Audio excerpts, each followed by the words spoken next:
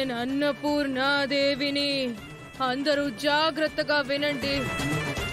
నా భక్తురాలైన ఘట్టమనేని వేదవతి తీసుకున్న నిర్ణయం నాకు ఆమోదయోగ్యమే.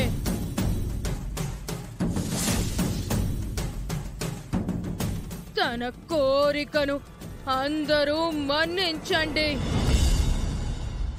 వేదవతి ఏం చేసినా 10 ఊళ్ళ క్షేమం కోసం, కుటుంబ క్షేమం కోసమే.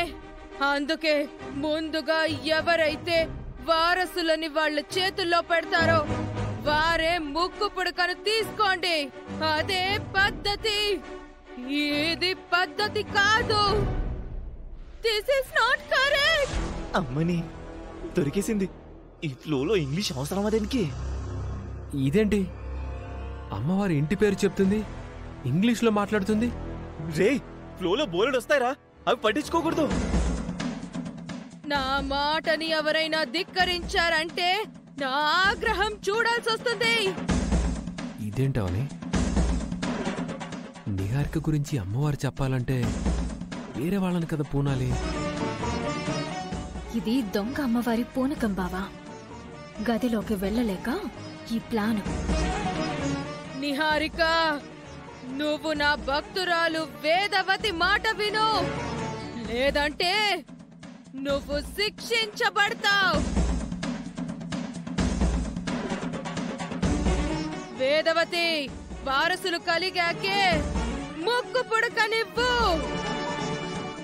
ఇప్పుడు మాత్రం నిహారికకి ఇవ్వకు. నువ్వు మాటి మాటికి నిర్ణయాలు మార్చుకోకు. పక్కింటి వాళ్ళ మాటలు, ఎదురింటి వాళ్ళ మాటలు నువ్వు పట్టించుకోకు. అమ్మా అమ్మా అన్నపూర్ణాదేవి, ఒకసారి బాగా ఆలోచించమ్మా. పోరా పనికి మాల్నోడా. వద్దమ్మా, తిట్టద్దమ్మా. నువ్వు ఏం చెప్తే అదే చేస్తావమ్మా. అమ్మా చెప్పమ్మా, ఏం చేయమంటావు?